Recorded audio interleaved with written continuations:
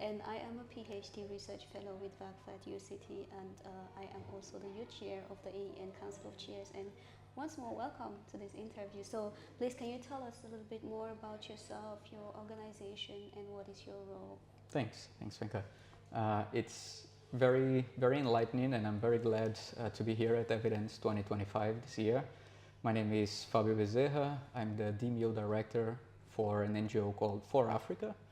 We work in Eastern and Southern Africa in 8 countries, focused primarily on community development. My role there is really to support the organization coming up with evidence that is based on community knowledge, that is bringing about and bringing out community priorities and their ideas for community development plans. So we really try to tailor our programs based on this evidence, based on sector best practices. And then my role is both as evidence producer, but also a little bit as a knowledge broker as well. Oh, that's really something relevant that you're doing. And by the way, congratulations on your AELA award. And it was so fascinating to see how the whole event went yesterday. So how did it feel winning the AELA award, and what does it mean for you and your organization? Oh, wow. It was, first of all, a surprise, but it was also very humbling.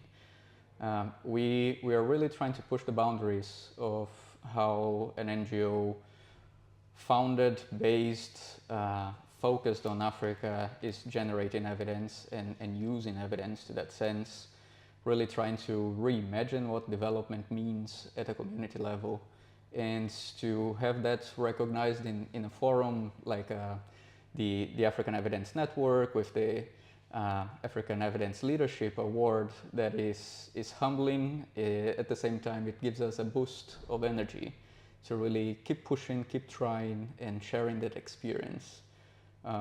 The best thing, I think, has been, since the announcement, the capacity to engage with other actors. So that kind of a spotlight that the award gave me allowed me not just to present the work that we do, but especially having people reach out and share their experience as well, which for us is key in this transaction of knowledge and experiences. Thank you. I can see you're really passionate about it. So what really inspired your interest in EIDM, and what has kept you in this space? Well, if I go back, so I started studying management at university, and shortly after I started studying law as well. I was pulled into public policy early on. With law, I was very much into human rights, and I was always thinking about how can I merge these two fields, how can I work in a way that from a legal perspective, I'm not just trying to fix a problem after it has happened, but prevent and create more equitable societies where rights can be really respected, enabled. This led me then to start working with development and bringing this perspective, interest on what is working in development, what is not working in development. And naturally this then took me to the pathway of research, evaluations, evidence as a whole. And I strongly believe that we cannot be steering conversations about policy without reflecting on where we come from, what are we bringing in terms of experiences, and especially proof, right? Proof of what works, proof of what needs to be improved. And in this whole process, you asked me what keeps me in the evidence ecosystem, is the belief that we still have a long ways to go. So we have improved a lot in terms of evidence generation. We are improving a lot in our engagement with decision makers. There is still a component that we need to improve, which is how citizens engage with evidence. So bringing about that grassroots movement so that citizens can interact with government, can have an accountability relationship with those making decisions as well, strengthening this, not based just on politics, not based just on preferences, but really based on what works, right? Yeah. That is really the motivation and the passion that keeps me going. And I totally resonate with what you just said, because I also have a background in law. I had a master's in law, but that switch from the legal, the jurist perspective back now to working with the community itself, and I think it's a very beautiful thing. And so, what do you think are the essential skills someone should develop to succeed in this AIDM space, especially when you're kind of like looking at cross-sectoral domains? I think I'm not going to get caught on technical skills for research. I think this is a given, right? The qualitative skills, the different types of research and evaluations. I mean, this is a field that's already well established. But I think for us to really get into that leap from the evidence production to influence on decisions, we need to bring a component of mediation. So I think the ability to understand the different interests of all the stakeholders involved in that decision process, and then find ways to trigger their interests through a process of mediation, which sometimes we call in other fields political economy analysis, right? So what are the drivers of power in those relationships?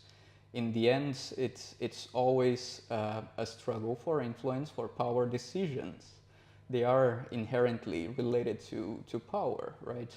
So understanding what moves those that are there, understanding what moves the other stakeholders that are surrounding the decision makers, what influences, interconnections they have, and being able to tap on those power relationships so that we can start making evidence a good tool for that discussion. So I would say political economy analysis with this perspective of mediation of actors. I see. And we can also think of AIDM as quite an innovative thing, and is still really growing in Africa. So what can you say? Do you think there are existing opportunities for career growth and advancement within the field of AIDM for Africans? Definitely. I think here in the continent, everywhere in the world, right? As I mentioned, we're always talking about evidence producers, evidence users, evidence brokers, decision makers. And I think on all of these four subdivisions, let's say, of those that engage with evidence, there are plenty of opportunities. We talk a lot about how data and evidence still lacks in many of the countries where we work.